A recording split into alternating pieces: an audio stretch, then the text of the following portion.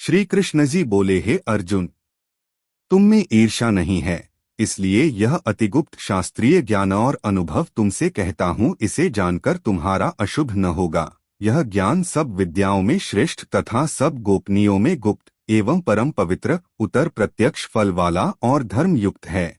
साधन करने में बड़ा सुगम और नष्ट नहीं होता। हे परंतप, इस धर्म पर जो श्रद्धा नहीं रखते वे मुझे नहीं और इस मृत्यु युक्त संसार में बार बार लौटते हैं। मैं अव्यक्त हूँ और मैंने ही यह सब जगत प्रकट किए हैं। सब प्राणी मुझ में स्थित है, किंतु मैं उनमें नहीं हूँ। मुझ में सब भूत भी नहीं हैं। मेरा वह ईश्वरीय कर्म देखो, मेरी ही आत्मा सब भूतों का पालन करती हुई भी नियत नहीं है।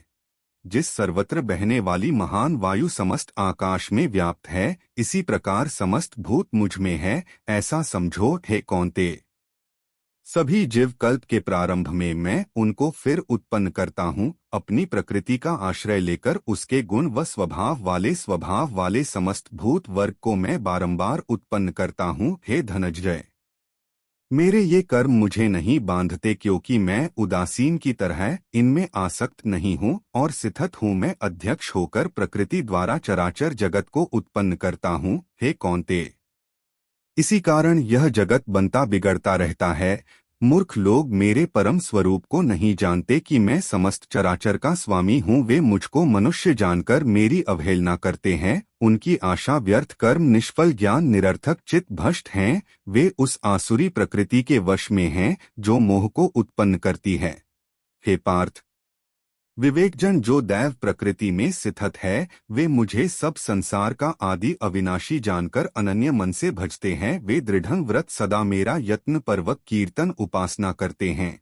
कई लोग ज्ञान योग से पूजन करते हुए मेरी उपासना करते हैं, कोई पृथक्त्व से और कोई मुझे अनेक रूप वाला विश्वरूप मानकर उपासना करते हैं। श्रौत यज्ञ मैं हूँ, स्मार्त यज्ञ मैं हूँ और पितृयज्ञ मैं हूँ तथा औषधि मंत्र होम का साधन धृत अग्नि और होम भी मैं ही हूँ। इस जगत का पिता माता धारण करता, पितामह जानने योग्य पदार्थ कर, ऋग्वेद, सामवेद और यजुर्वेद में हूँ। गति पालन करता, प्रभु, साक्षी, निवास स्थान, रक्षक, मित्र, उत्पन्न करने वाला, संस्कारक, आधार, प्रलय स्थान और अविनाशी बीज मैं हूँ। मैं सूर्य रूप से तपता, मैं ही वर्षा करता हूँ। तथा हे अर्जुन, मैं ही अमृत और मृत्यु भी हूँ तथा सत और असत भी हूँ। तीनों वेदों के ज्ञाता, सोम पीने वाले, पाप रहित, यज्ञ द्वारा मेरी पूजा करके स्वर्ग चाहते हैं और इंद्र के पुण्य लोक में पहुंचकर स्वर्ग में देवताओं के योग्य दिव्य सुख भोगते हैं। वे विशाल स्वर्ग लोक में सुख भोगकर पुण्य के क्षीण होने पर फिर मृत्यु लोक में आते हैं। इस प्रकार तीनों वेदों के यज्ञादि धर्मों का पालन करने वाले, भोग की इच्छा रखने वालों का आवागमन होता रहता है। जो अनन्य भाव से चिंतन करते हुए मेरी उपासना करते हैं, उन नित्य योगियों के योग क्षेम अर्थात स्थान, भोजन आच्छादित, इनकी मैं रक्षा करता हूँ। हे कौन्तेय, जो दूसरे देवताओं के भक्त हैं और श्रद्धा से उन्हें पूजते, वे भी मेरा ही पूजन करते हैं, परंतु यह पूजन विधि पूरक नहीं है। सब यज्ञों का भोक्ता और स्वामी मैं ही हूँ। जो मेरे इस तत्व को नहीं जानते हैं, वे आवागमन से नहीं छूटते हैं। देवताओं का पूजन वाले देवलोक को प्राप्त होते हैं, पितरों के पूजन वाले पितृलोक को पाते हैं, यज्ञादिकों के पुजारी यज्ञ लोक को जाते हैं और मेरा पूजन करने वाले मुझे प्राप्त होते हैं।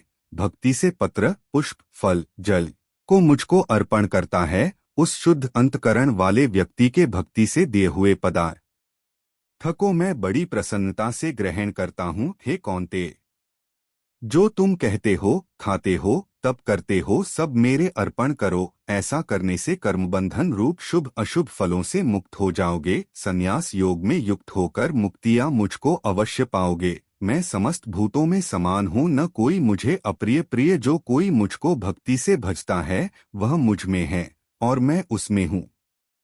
यदि कोई दुराचारी भी हो और अनन्य भाव से मेरा भजन करे, उसको मैं साधु ही मानता हूँ, क्योंकि उसने उत्तम मार्ग ग्रहण किया है। वह शीघ्र ही धर्मात्मा होता है और चिरस्थायी शांति को पाता है। हे कौन्तेय, यह निश्चय करके जानो कि मेरा भक्त कभी नाश को प्राप्त नहीं होता। हे पार्थ, मेरा आश्रय पाकर नीचे कुल में उत्पन्न स्त्रियां, वैश्य और शुद्ध भी उत्तम गति को पाते हैं।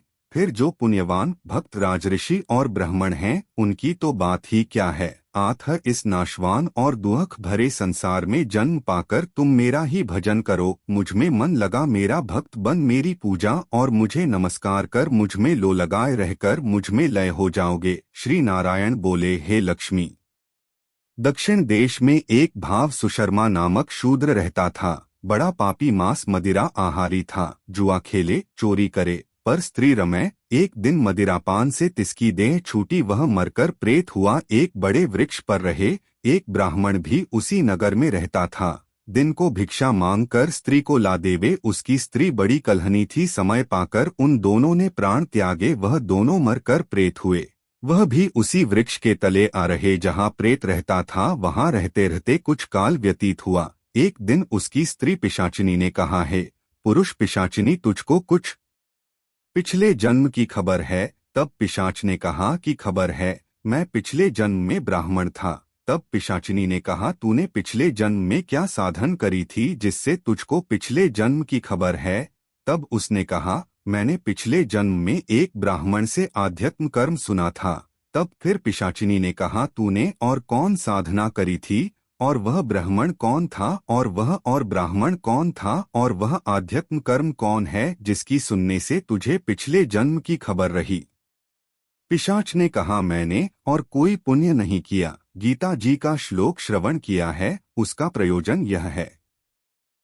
एक समय अर्जुन ने श्री कृष्ण से 3 बातें पूछी जो गीता जी के 9वें अध्याय में लिखी है। वह 3 बात पिशाचिनी ने पिशाच से श्रवण करी। इन बातों के सुनते ही एक और प्रेत वृक्ष से निकला। उसने कहा, री पिशाचिनी, यह 3 बातें फिर कहो जो अब कह रही थी। पिशाचिनी ने कहा, तू कौन है? मैं तुझको नहीं सुनती, मैं अपने भर्ता से पूछती हूँ। वह कर्म कौन सा था जिससे पिछले जन्म की खबर रही? इन बातों के सुनते ही प्रेत देह तीनों की छूटी। तत्काल देवदेही पाई स्वर्ग से विमान आए, उन पर चढ़कर बैकुंठ को प्राप्त हुए। श्री नारायण जी ने कहा, हे लक्ष्मी, यह 9वें अध्याय का महात्म्य है।